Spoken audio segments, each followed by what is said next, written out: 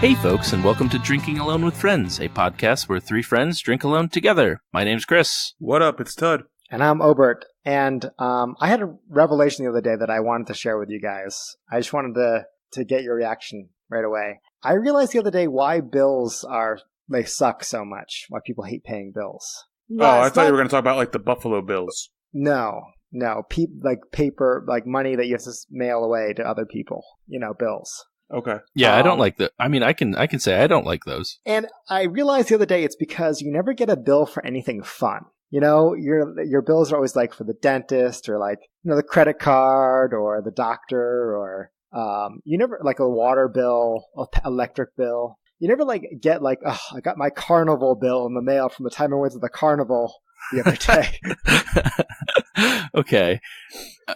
As a quick rebuttal, what about like Netflix? Yeah, I was thinking about that, but like, it still doesn't really feel like it's not a bill at that point, right? Like bills are bad. Yeah, bills are annoying. They're like for things you didn't want to spend money on in the first place. Wait a second. If you buy like a trip to Peru, let's say, sure, and you pay for it on a credit card, and then you get hypothetically, hypothetically go to Peru, and then you get that bill for that credit card. Isn't that not a bill for fun? Yeah, but it doesn't feel like it. It's not like you're like, oh, here's my Peru bill. It's like, oh, here's my credit card with all of my other boring purchases and also my awesome trip to Peru. I know that was a perfect segue, but what about like a restaurant bill? Chris, when's the last time you went to a restaurant and they were like, do you want to pay for it now or we can mail you a bill? So Jerry Seinfeld has a bit about this where he always is shocked about, getting the bill after you eat because you're like, well, I'm not hungry anymore. Why am I paying for this food? On this episode of Poorly Quoting Other People's Stand-Up, Todd tells us the bit Jerry Seinfeld did about the story of the bill. Correct. I think he actually made an entire episode about it on his hit TV show, Seinfeld. Yeah. In case people didn't know that. But he's the same guy. My handle for this week. Have you guys seen that Insert bass line here. Oh, man. But anyways. But no, in all seriousness, I'm back from my trip to Peru. It was awesome. I had a great time hiking with all of my non-podcast friends. Did you get the bill for it yet? I did. I paid the bill already. That was the least fun part of the trip, I think. Nice. Yeah. The most exciting part, I think, was, and exciting is a relative word, when we found out after our second day that our 4-day hike was turning into a 3-day hike because our campsite, the third day, was washed away in a mudslide. So, oh, well then. Yeah, we just had to do 2 days of hiking in 1 day. How many miles of hiking was that? I don't remember. I think like 12 or 13. That sounds like it was awful. It was definitely exciting, but on the silver lining side, and talk about a serious silver lining, we got to Machu Picchu in the afternoon, which no one ever does. They kick all the tourists out at 5, and we just saw it at 5 o'clock. We got there at 5:15, so we had all of Machu Picchu to ourselves at the sunset, and we got to sleep in a bed in a hostel that night and use a real shower and everything the next day. So it was well worth hiking the extra miles to get there. Nice. No, that's awesome. And I mean, I've seen your personal Instagram, and maybe we'll throw a picture or two up on ours, but I mean, the view was it was phenomenal. It looked like one of those, like, Dana actually said it looked like you were just photoshopped on top of Machu Picchu. Machu Picchu. Yeah, if you zoom in on the background, you can see like 3 llamas and 0 people. Yeah, it was crazy. It's really, really cool. That's awesome. So how far of a hike was the entire thing? 30 miles. Oh, wow. That's a lot less than I thought the hike would be. I mean, I guess it's a mountain, so it's not 30 miles tall, but... Yeah. 30 miles tall. No, it's 30 miles tall. Yeah, no, but like, for some reason I thought it was going to be like I thought like he was going to say like 50 or 60. Yeah. No, it was a manageable amount, but it was an elevation and it was, over mountainous terrain. So we were definitely tired at the end of every day, especially that last combined day. We ended up having to wake up at 3 a.m. to start hiking, which was interesting to do in the dark, but we got to the top of a mountain pass right at sunrise, and we had a view, I think, that was just as incredible as what we saw at Machu Picchu, with the sunlight sunrise coming right over the mountains. It was really awesome. Wow, that's crazy. Now, Now, given that it was Machu Picchu, did you see any Pichus? Like the Pokemon? I think that's the name of Pokemon. It is. It is the name of Pokemon. That's very good, Ted. 0 Pichus I saw, unfortunately. Oh, I feel like you missed a couple Machus. I feel like you got to go back. Yeah, go back to looking for my Pichus. Yeah. Go get your Pichus, and then if you catch them, you have to make them very happy, and then they'll evolve into Pikachu. So there you go. Okay, there's a tip. Pro tip right there. If you're hiking to Machu Picchu, there you go. You're welcome. Yeah, I like how they had a Pikachu and the Raichu, and they're like, we need a worse version of this to put in the next generation of the game that you can't evolve in normal ways. Yeah. It has to be the worst way to evolve a Pokemon. Yeah. That's right. At me, Pokemon. Game Freak, watch out. Yeah, I'm after you. Oh man, no, but it looked like an awesome trip. Any other big takeaways or? The food in Cusco was amazing. Cusco was the city, it's like the closest city, the entrance basically to Machu Picchu. Okay. And they do a lot of, they had ceviche, which is like kind of raw fish cooked in lime juice. Oh, that's really good. Yeah, ceviche was incredible. They have a lot of great beef and potatoes and rice and just really good food. It was affordable. Like we would go out, have really nice meals with really nice cocktails and appetizers, and it'd be like $25 a person. It was awesome. Now, what would you say Peruvian food is similar to? I know it's its own food, so unusual, but kind of like Irish food, because like I said, they do have a very strong potato-based. Like potatoes are very popular there, and like I said, potatoes, beef, corn. Like you kind of see all those elements in like a shepherd's pie with beef as opposed to lamb. You know. Okay. So very meat and potatoes type of culture. But it was really good stuff. And I actually, for my drink tonight, I have the national drink of Peru, the Pisco Sour. Whoa. Yeah. I didn't know they had a national drink. Do we have a national drink? I think it's Budweiser. TM. Budweiser bought the license to America. Didn't they change their name to America? Like on the cans? For last July 4th they did. Yeah. I think if we have a national beer, I think Budweiser claimed that title, willingly or not. I didn't know countries had national drinks. Well, I don't know if it's an official drink. Pisco, the actual liqueur, is definitely the national beverage, I think. And the Pisco Sour is the most popular cocktail with it. So my Pisco Sour tonight it's a mix of roughly proportional lime juice, simple syrup, Pisco, and then an egg white. I think this is my first drink on the show that I'm going to feature with an egg white. It's popular in like a gin fizz as well. It adds a nice frothy head, as we just see on the Instagram, and my co-hosts can see on the screen now. It's almost, have either of you ever made a meringue? No. Yes. Okay, so it's like you beat egg whites until you get the stiff peaks. Right. Oh, I've done that, but I did that with maybe chocolate cream. Mousse or something or like that. Cream. With cream. Yeah. Mm-hmm. So I think that's called emulsification, I think that process. So you want to do the same thing when you make a Pisco Sour. So you put all your ingredients in your shaker, and there's a couple ways you can do it. You can either dry shake it, which is when you just shake it with no ice in it. Or what I like to do is put just like one of your freezer ice cubes in, like a small ice cube, and just shake it until the ice cube is completely gone, so you can't hear it anymore. And then you want to strain it over ice. And that's going to allow that egg to kind of get beaten, the egg white to get beaten and get that nice frothy, foamy head without adding too much water. Is this just so I'm clear on this? Maybe I didn't explain it that. This is a raw egg white. Yeah. I've used. How would you use a cooked one? I don't know. I don't know. But I was just, when I think of I don't think of like ever eating a raw egg as like a healthy thing to do. Right, but like you just said, you do it when you make cream and stuff. That's with cream, though. Right. Well, so I'm just curious. Yeah, so you can use, there is, I think, maybe a slim chance of salmonella. What I did for this drink is I bought the egg white in a carton, pasteurized egg whites. Okay. And I used that. I'm told, which I haven't verified for myself yet, that using a real fresh egg white is better. You get a better consistency with that. But I haven't compared the two to verify yet. Okay. But if you are concerned about, if you're pregnant or something And if you're concerned about maybe... That's a weird concern for me. Yeah. If you're pregnant, elderly, or a baby, and you're drinking pisco sours. There's a bigger issue at hand. Yeah. Do your own research, folks. Then maybe, stick with the pasteurized egg whites. Okay. Good to know. So I'm going to give this pisco sour, and keep in mind, I had a lot of really good ones when I was in Peru. This one doesn't quite compare to as good as they were. If some of those were like 4.5 quality, this is maybe a 3.75. Okay. I also forgot that there's you garnish it with 3 dashes of Angostura bitters. I think those 3 are supposed to represent something, but nobody ever told me what that was. And it's always 3. It's always 3, from what I've seen.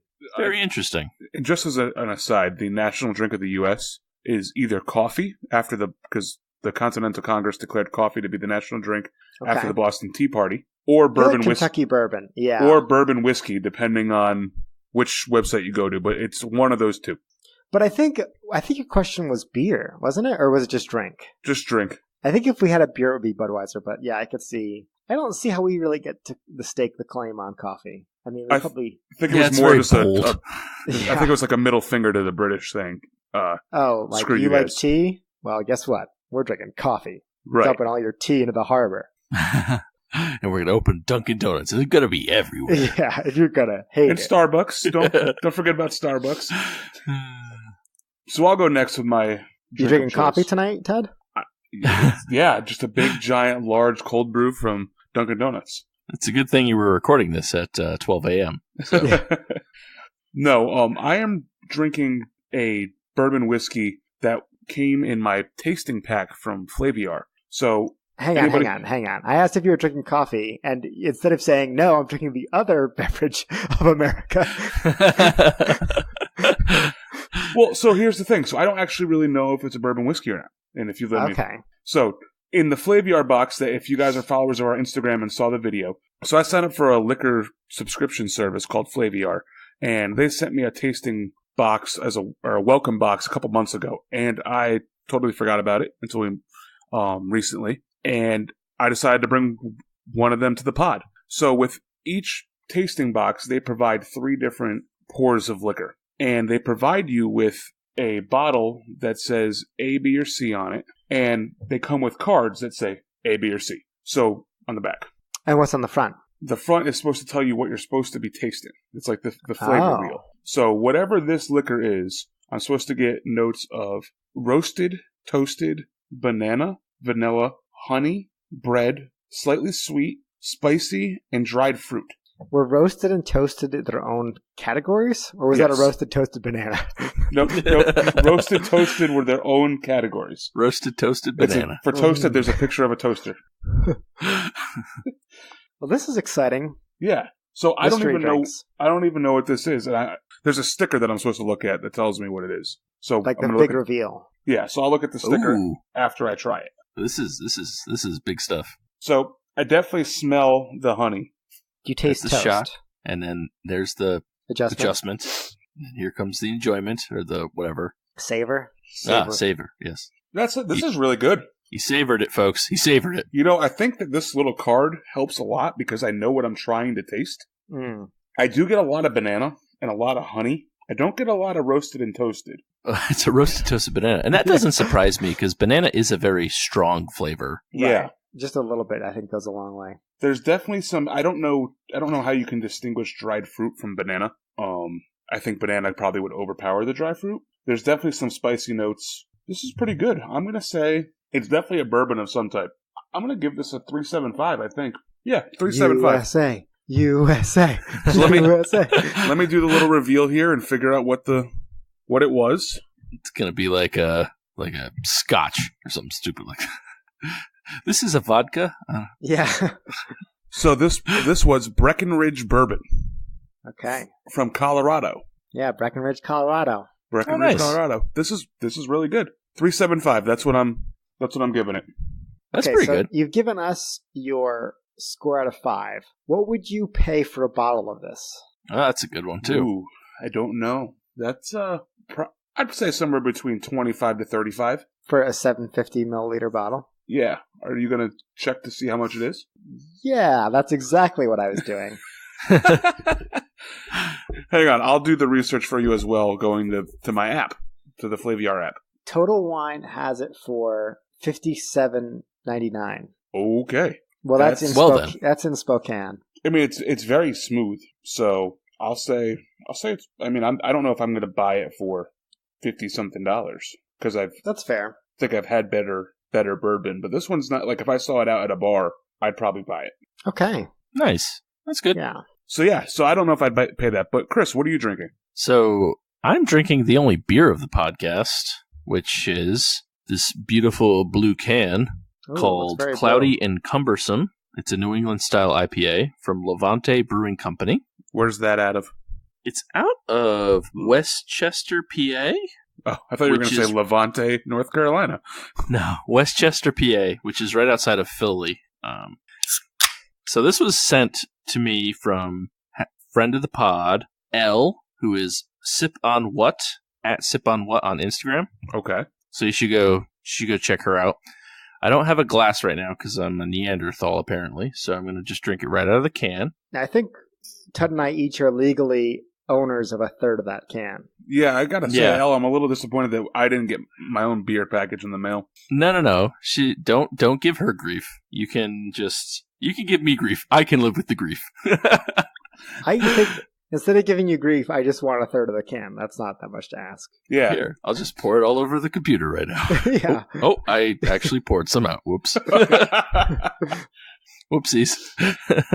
So I think I think you should send us a third of the beer ship. Or one of you can take over the Instagram. Either way it's fine. I guess that's fair. I think Chris has earned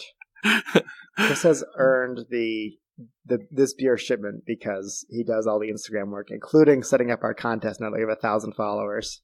Woo! Yes. Stay tuned for details. So, smelling this beer, I get a lot of dankness, which is kind of interesting. I was really hoping you were going to pop it in your face. No. It's good. So, a lot of dankness coming off this beer right now, which is not what I'm used to, I guess, when I drink a New England style IPA. But let's give it a shot and see how it is. So it looks like he enjoys it a little bit. It's beer, so it's probably really good. Yeah, I mean, it's good. That's the Tud Cleo insight we have for today. It looks like he enjoys it because like it's beer. Yeah. It's good. I don't know if I'd really say it's a straight up New England style IPA because it definitely tastes more dank. I don't get as much like citrus juiciness out of it, and unfortunately I can't see the color because it's in the can. But it's not bad. This is my first Levante beer. So I see Elle post these pictures all the time of these Levante cans because they look really cool. And I was like talking to her and I was like, man, that Levante place looks good. And she's like, oh, I can send some beer out. So that's how I got this fun fact. But pretty good. Pretty good, but not a New England IPA. Yeah, it doesn't seem like you're completely sold on this beer. It's good. No. It's a beer, but it's good. It's not anything. I probably wouldn't go out of my way to get it again. Towards the end, I get bitter up front and then some dankness, and maybe towards the end like a little bit of like a juicy aftertaste, but not anything that is like one of those citrus bombs that we're used to.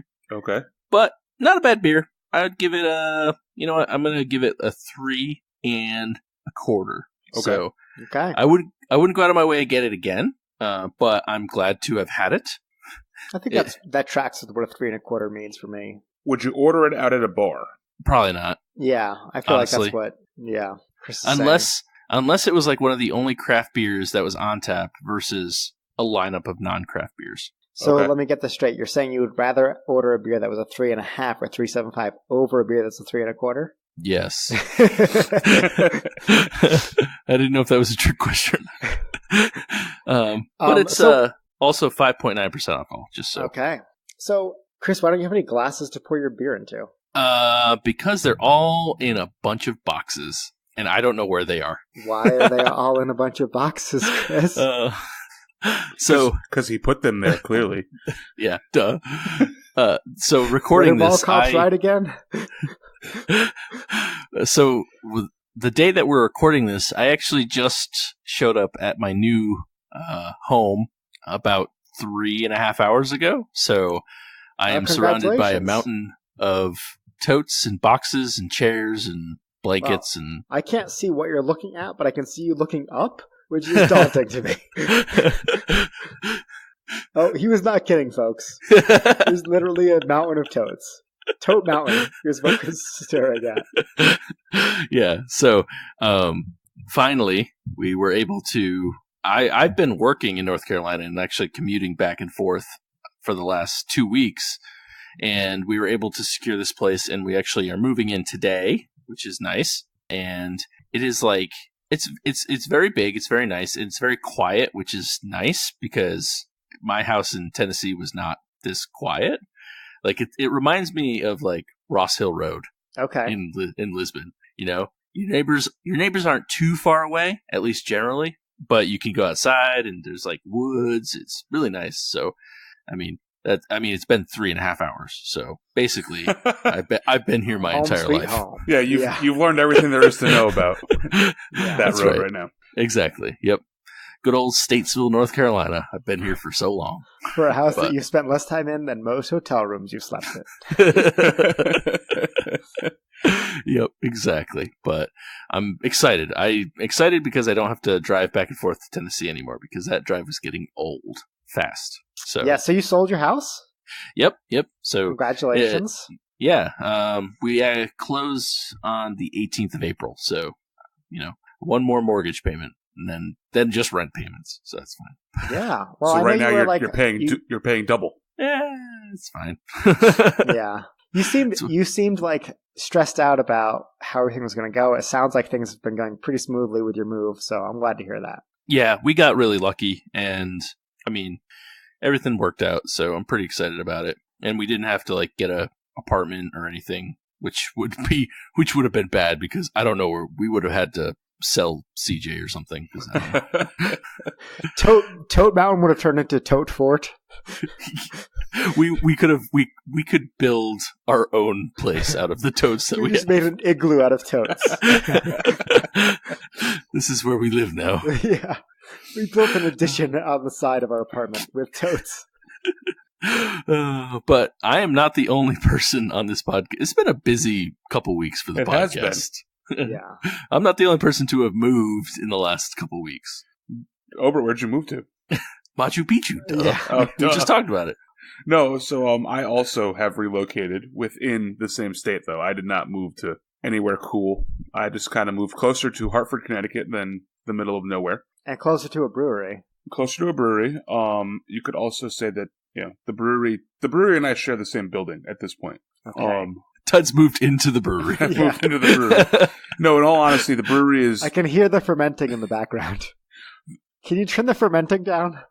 No joke, at a full sprint, I think I could be at the brewery in 3 seconds. It's literally that close. It's up a hill, and that's it. And the hill is about the size of my desk. So I don't even know if you call it a hill.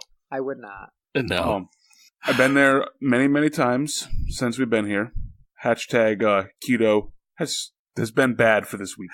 Hashtag RIP keto. No, we're going back on it.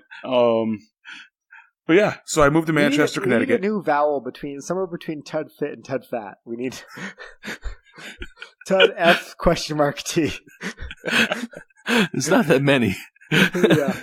No, I think just putting in a question mark is what we're doing. Oh, okay. Yeah. Tud Fit.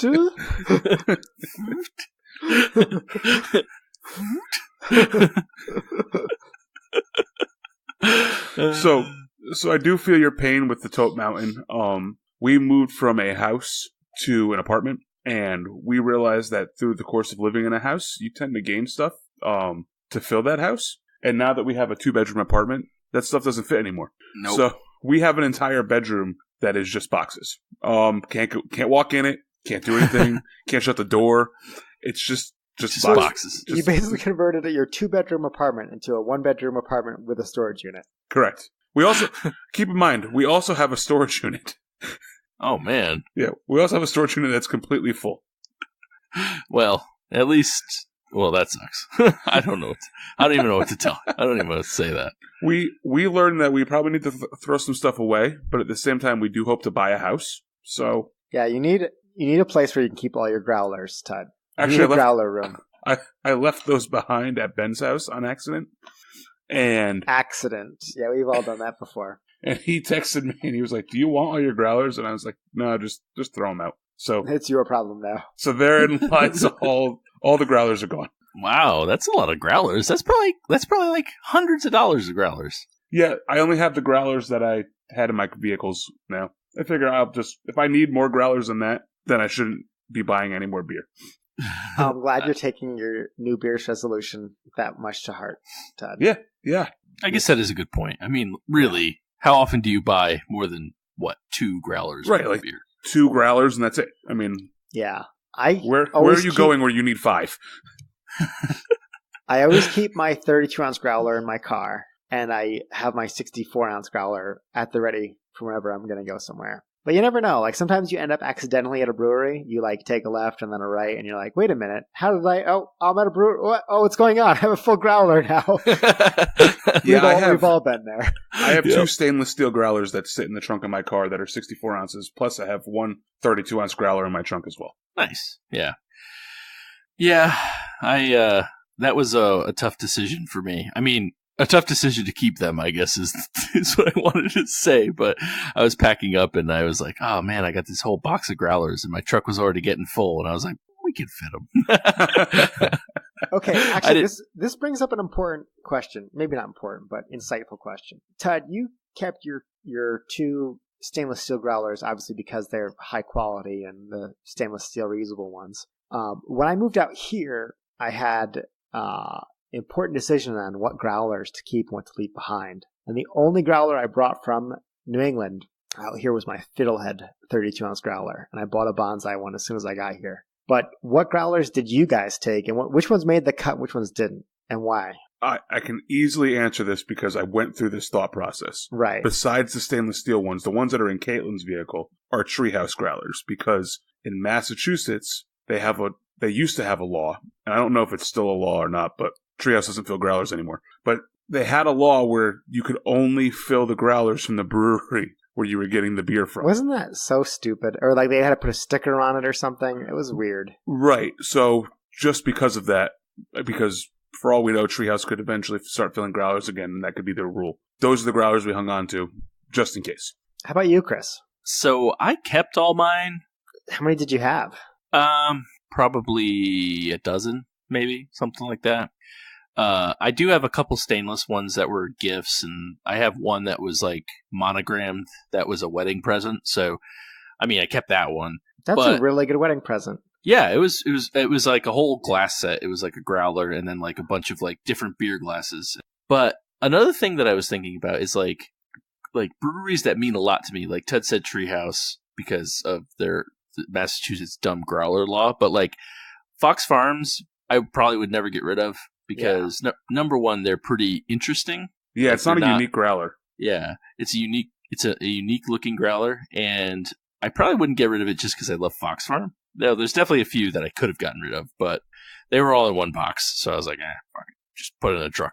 Yeah, well, that's why I got Bonsai, because they were literally part of the reason, that brewery was part of the reason I moved to Whitefish, because I was like, I love their beer, it's a cool town, that's part of what made me fall in love with this town is that brewery. So that's why I was like, you know what? I got to rep them growler. It's always nice to have that one brewery that, is your mainstay. For me in Clarksville, for example, was Tennessee Valley. I love Tennessee Valley. Where everybody knows your name.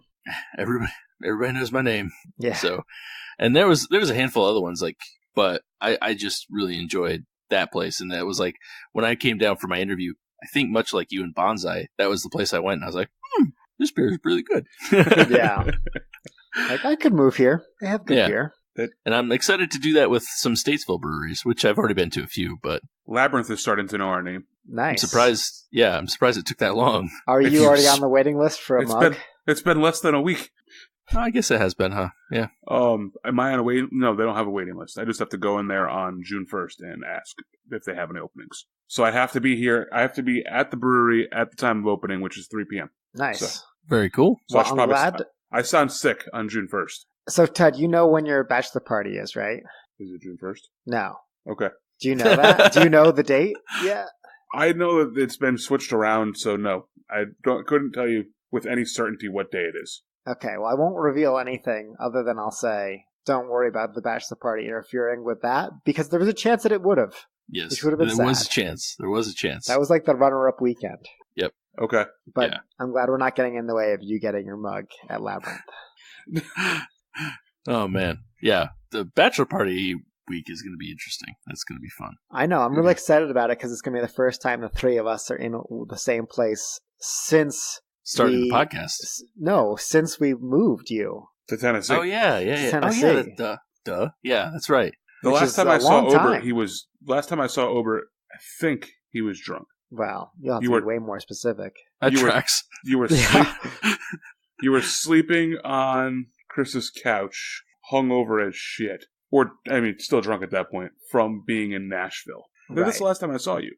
I think you're right. You know what I think my $1 million product is going to be? I think I've discovered.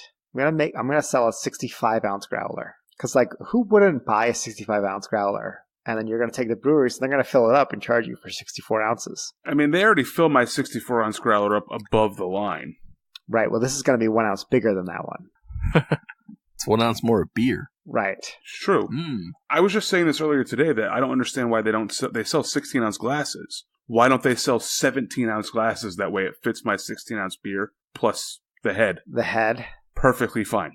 So, friend of the podcast, Poor Character, does sell 18-ounce glasses, which is what my two of my 3 Pokemon glasses are. So, just throwing it out there. That's cool. So that's even extra room. Even extra room, yeah. That's room for the Holy Ghost. Yeah, nice big frothy head on there. So yeah.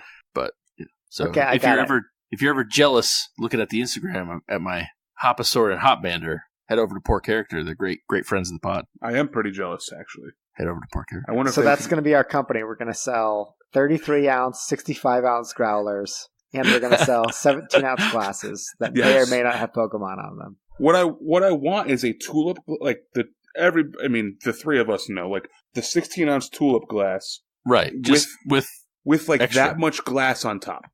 Touch showing about 1 inch on his fingers. About an inch of glass on top of the tulip. That makes it still a tulip, but like a long tulip. Yeah. Yeah. So actually, not Poor Character related.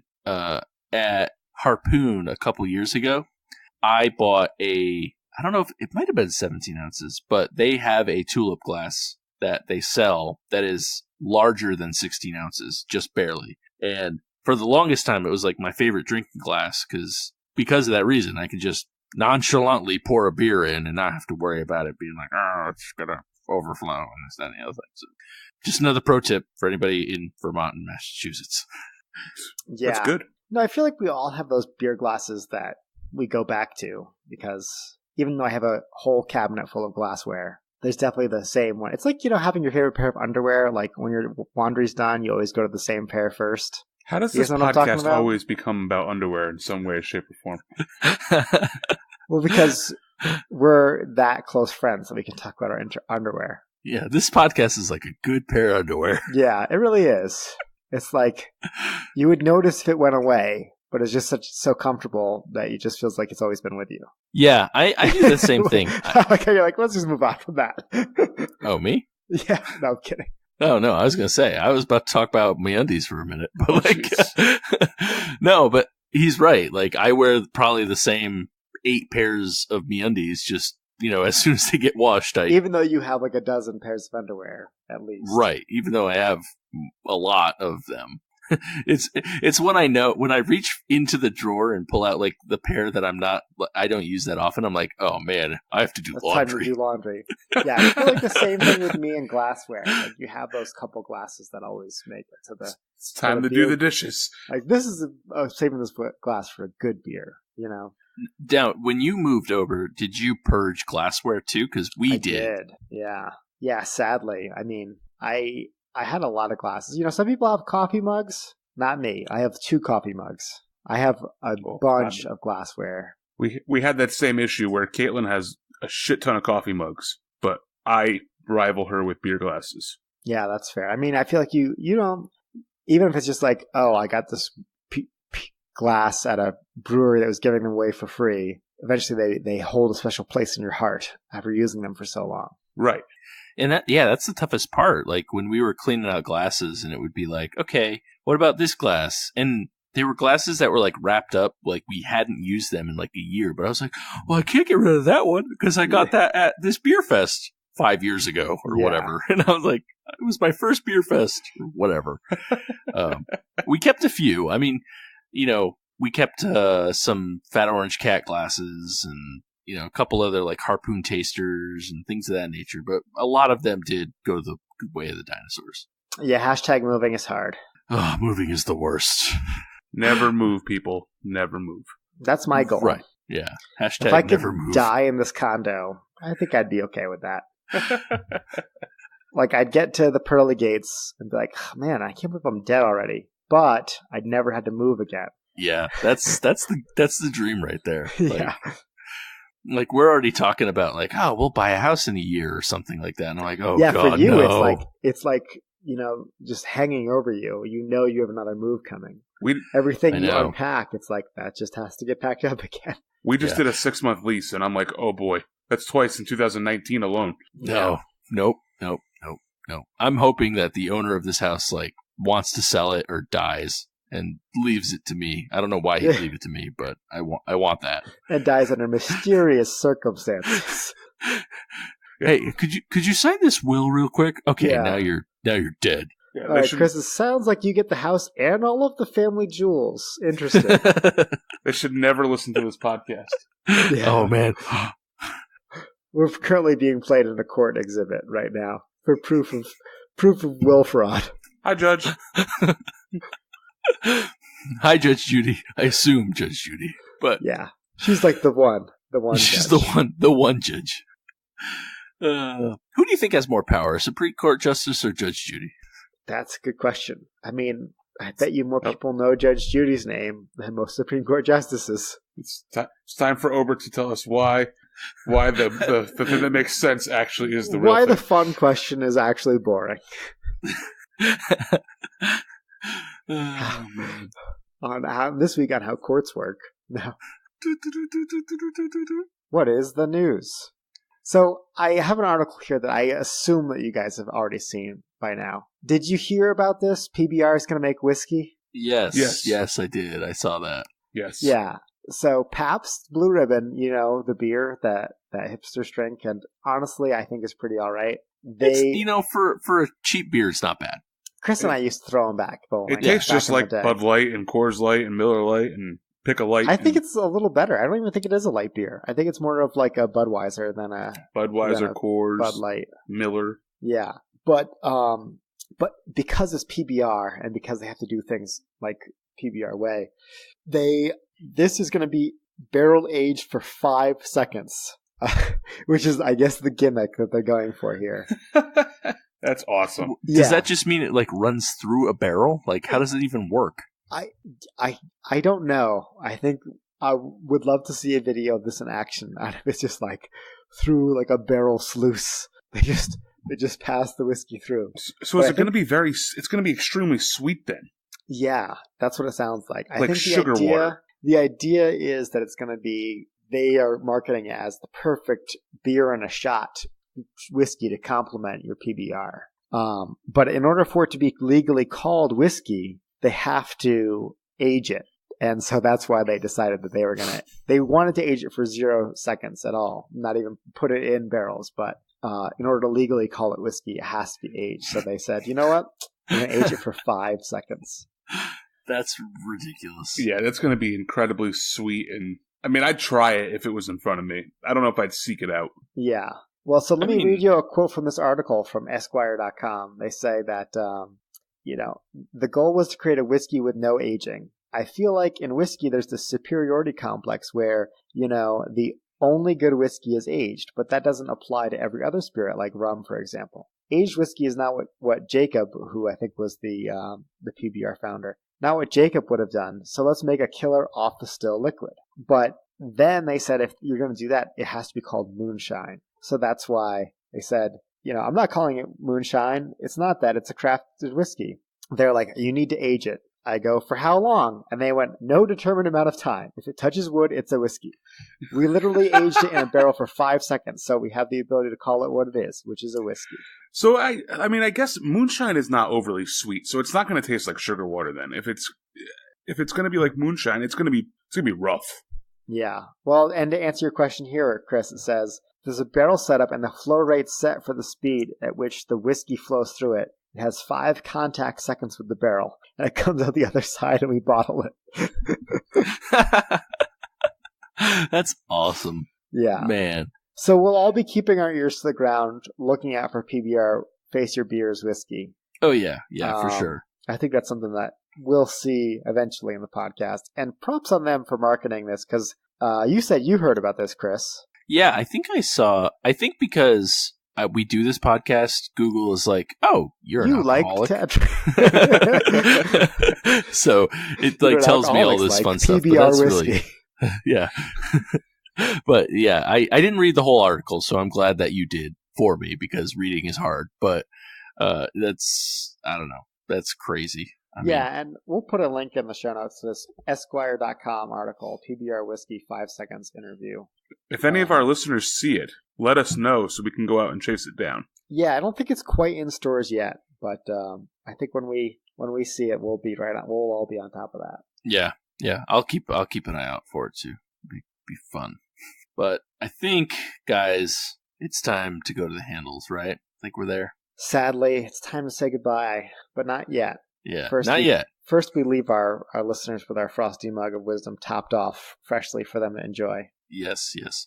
So it's been a while. I mean, it's been, a couple weeks? Obert dominated Peru. Todd and I both moved. So yeah. Yep. People have been wanting their handles. I mean, they still get them, but, I want the handles too. So who's got first handle tonight? I'll go first. And this handle will benefit both of you guys, but it sounds like it would have benefited Chris if I would have told him this, 3 weeks ago. It's a Blockbuster video rental card. No. It's freemovers.com.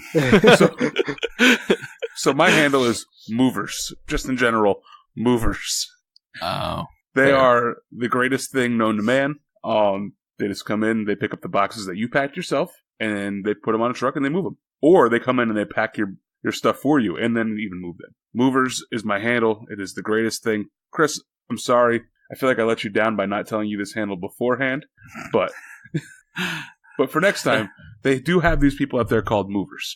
Yeah, I mean, the only thing with that is like we were trying to move as cheap as possible, so that was why we did it the way we did it. But I had movers that moved me to Tennessee outside of the cats, and that was... Oh, no, you had movers then, too. Yeah. True, yeah. Just cat movers. Their names were Tote and Obert. Prius movers. Cat movers.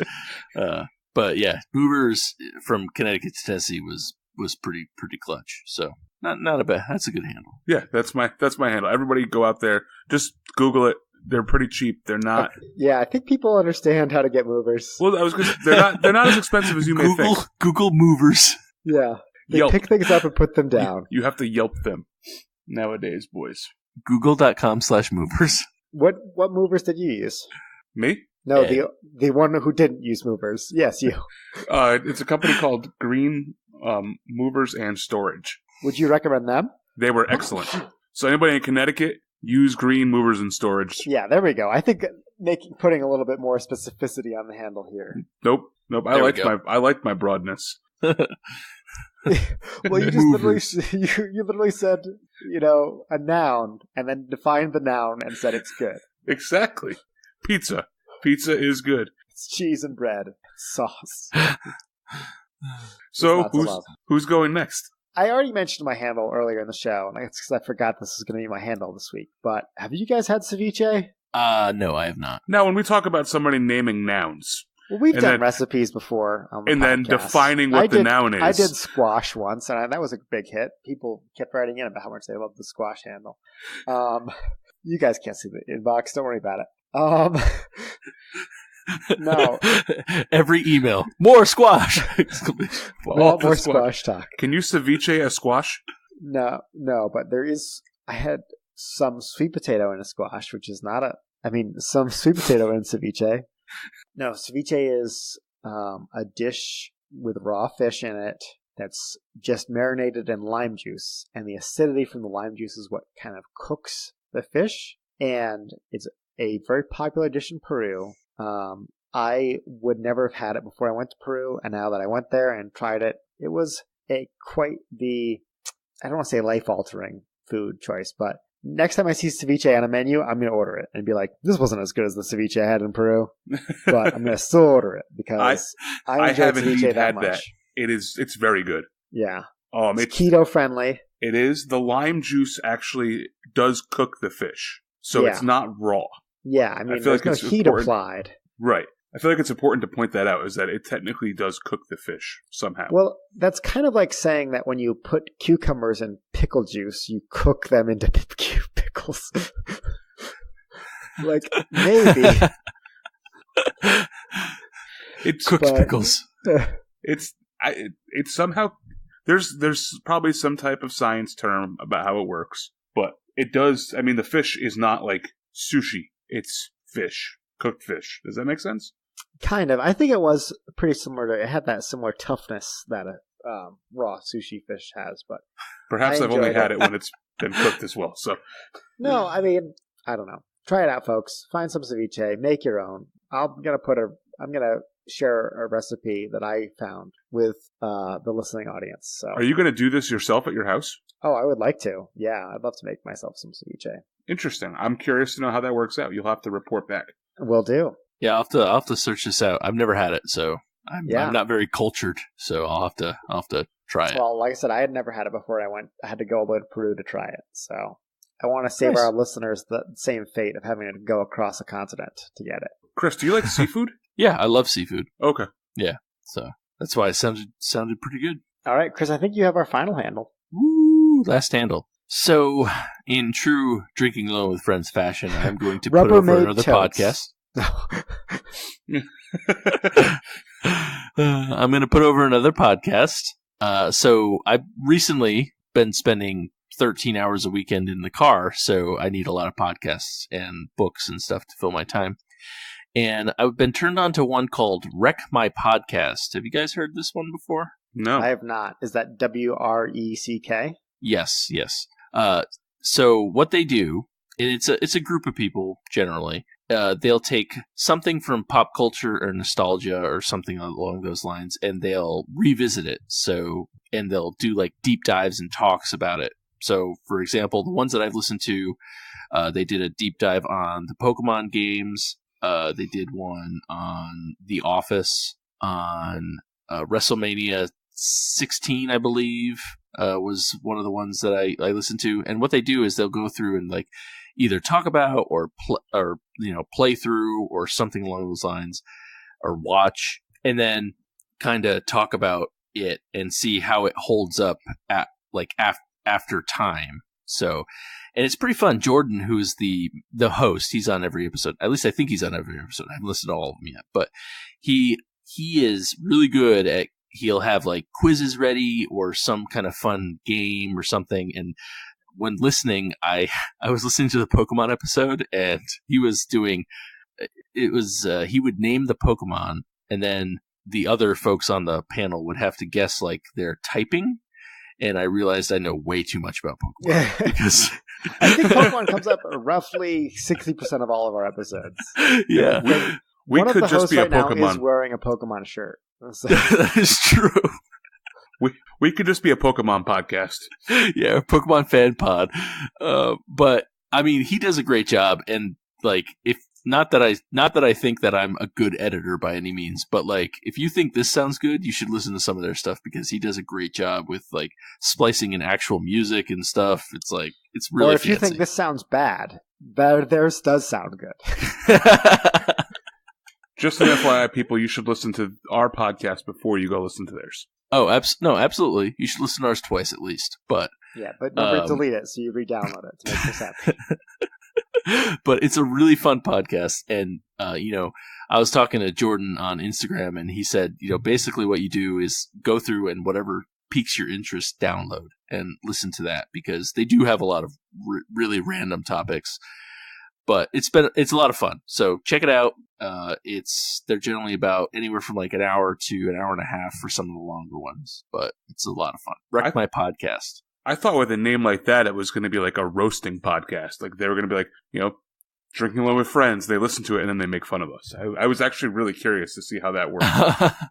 No, so their whole premise is basically just like, okay, I remember this fondly. If I rewatch it or if I play it now, is it the same or something along those lines? So they have like Wreck My Childhood or Wreck My Video Games or something like that. So, but it's a lot of fun. Check them out. They're available anywhere you get podcasts, and they also have a video component. So I think they're also on YouTube. So pretty cool, pretty fun. Awesome. And with that, we'd like to thank you all for listening. I'd like to thank Breckenridge for their bourbon, and that was provided by Flaviar. I'd like to thank Levante Brewing out of Westchester, Pennsylvania, with their Cloudy and Cumbersome. I want to thank the country of Peru for providing me with Pisco, which I failed to mention in the podcast is brandy made from fermented grape skins. Oh, interesting. That's what Pisco is. That's really interesting. Yeah. See, we had to loop the beginning of the episode all the way back around. Thanks, Peru. Full circle. Make sure you follow us on Instagram, Facebook, Twitter, and Untapped at DAWF Podcast. So speaking of Instagram, Chris, why don't you tell us all the details about the contest we're running to see who's going to win the beer box from Montana? Yes, so we finally hit 1,000 followers on Instagram. So Obert is going to put up a box of beer from Montana. Some good stuff, too. Yeah, I haven't seen it yet, so we're going to have to get some pictures up on the Insta once he gets it all gathered. I was going to set them out fresh, but I can gather a box. Oh, okay. Well, people might like that too, but I mean... They want to see what they're going to win. They want to see it, Okay, well, I'll get a box together then. The proof is in the pudding, That's fair. So we're going to be running an Instagram contest, and I think we're going to keep the same rules as last time. We'll have it up for probably a week or two, and basically, if you listen to the show, if you follow us on Instagram, if you like the page, if you share, you're going to gain a certain amount of entries to this, and at the end of however long it is, I haven't really set terms to it yet, but at the end of that, I'll go through and I'll do a random number generator, and whoever that is ends up winning. So our first giveaway was won by someone who had one entry. So that's all you need. All you need is one entry to win this thing. So, but obviously, the more people you share it with, the more entries you get, the better your odds of winning are going to be. Precisely, yes. So, tell your friends. If they follow us on Instagram, great. If they don't, tell them to and be like, what are you doing? This is the funniest podcast. Chris is so cool. Sounds better than Todd, et cetera, et cetera. Et cetera, et cetera. We all know that's false. Beers. Yeah. Get some Montana beers. And you get to listen to Chris. It's really cool. But that'll be a lot of fun. There'll be a lot of details coming up on the Insta. So pay attention to that. Make sure you follow the email at dawfpodcast@gmail.com. We'd like to give a special shout out to James Vaklovic Designs for designing our logo and the logo for Marital Discord, which I believe is making its comeback. Triumphant return. Yeah, I know. Sister podcast. Maybe not this upcoming month. Maybe this upcoming Tuesday. Who knows? We'll find out. Only one way to find out, and that's to subscribe. Yeah, that's the only way to find out. Subscribe. And with that, my name's Todd. My name's Chris. And I'm Obert. And remember, if you're drinking alone, do it with friends. Chris, I hope that you don't have... I hope Tote Mountain doesn't turn into Avalanche Mountain. Tote Avalanche. Well, with some cats running around, it might. I'm actually looking at this box that's like precariously stacked on top of Tote Mountain. I'm like, that's gotta be too much.